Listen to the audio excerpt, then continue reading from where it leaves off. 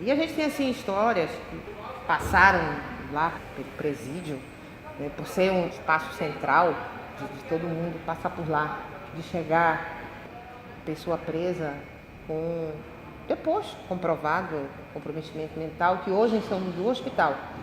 A gente tem pessoas que entraram no São José quando eu estava lá e que até hoje estão no hospital porque foi declarado insano, né? O incidente de sanidade mental ele chegou e foi constatado que aquela pessoa era totalmente incapaz de entender o caráter criminoso da sua ação. Existiram dois presos, né, que entraram nessa condição, que chamou muita atenção da gente, porque geralmente são crimes violentos, né, e geralmente crimes de morte. E a pessoa chegava, nesse caso, foi um caso também marcante aqui, de um patricídio, ele matou o pai, e ele chegou no São José, eu estava lá, à tarde, ele ainda sujo de sangue, completamente fora de órbita, né, assim, sem saber onde estava, sem saber o que ele tinha feito, perguntando se era um hotel. E aí esse preso eu acompanhei enquanto diretora. Ele né, que não está vivo, assim, extremamente frágil, de saúde frágil, de porte frágil, não sei como conseguiu. Só pode ser realmente um momento mesmo de insanidade de conseguir fazer o que fez. E ele era professor de inglês, além, entre outras atribuições que tinha. E aí ele tinha problemas de convivência com os outros presos, porque como não tinha como isolar pela estrutura do presídio, existia uma cela no segundo pátio, era a cela 8, que a gente colocava essas pessoas assim. Então, a gente conversava com aqueles que nós entendíamos que eram os líderes do pátio, para que tivessem cuidado com eles. E eles cuidavam, cortavam o cabelo, botavam para tomar banho. Só que às vezes fugia alguma coisa e a nossa preocupação era exatamente com a integridade física. E exatamente esse preso, por esse perfil diferenciado dele, essa fragilidade, a gente não colocou ele no pátio. A gente deixou ele num espaço que a gente chamava de enfermaria, lá embaixo no presídio. E aí quando eu chegava, a parte da segurança, né? Olha, ele já está realmente tumultuando, já está comendo sabonete, né? Aí já parou de tomar o remédio. Aí eu tinha que literalmente parar o que eu estava fazendo para dar o remédio. Eu fazia isso. Eu chamava na minha sala, eu trocava o remédio por bala, por chocolate, que era para poder tomar o remédio para ele poder ficar bem. Aí ele tinha uma dificuldade para se alimentar, né? Acho que isso vinha de casa, comia uma comida separada, a gente não podia autorizar que entrasse fora do dia de visita, né? E a visita era bem restrita por conta do que ele fez, né? Acho que só a mãe ia e não ia com muita frequência.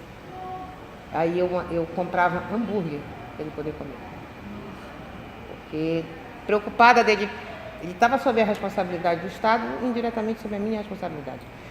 Então, ele tinha que ter alguma coisa que ele quisesse comer, para poder ele não definhar, porque aí ele começava a ficar muito frágil, a parte da enfermaria chamava a atenção disso, e aí eu às vezes mandava comprar hambúrguer e pedia para ele, bora hoje ensinar inglês? Eles não querem aprender, mas eu bora ensinar. Aí comprei um quadro, giz, ele dava aula de inglês para alguns presos lá dentro da enfermaria. Depois eu chamei ele para trabalhar comigo, para levar documento. Aí eu chegava, ele vinha todo pronto, sentado. Isso tudo para ajudar nesse período que ele chegou. Depois não. Existe uma fase que a pessoa precisa estabilizar, até mesmo por conta da medicação, né?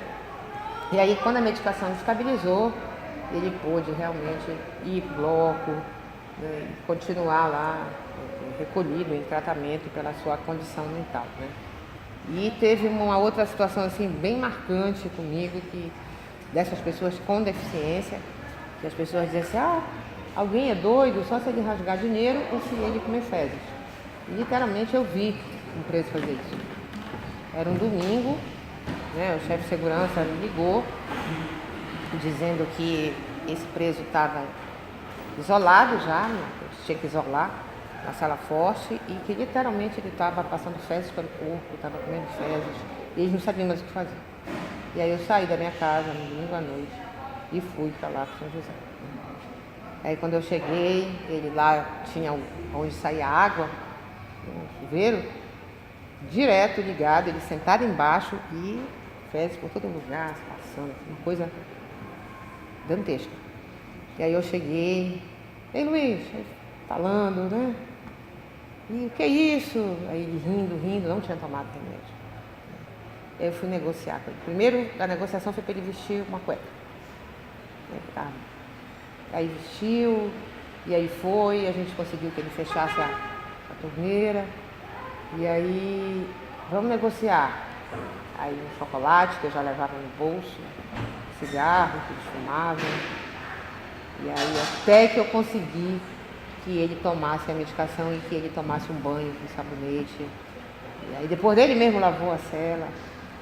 E era um momento de surto, então era assim um cuidado que a gente tinha que ter, não só como diretora, mas como ser humano, sabe? Você ter essa responsabilidade, esse olhar, não só dizer deixa aí, deixa morrer, não. Eu não iria me sentir bem com isso. Meu papel de cidadã realmente era fazer o que eu poderia fazer.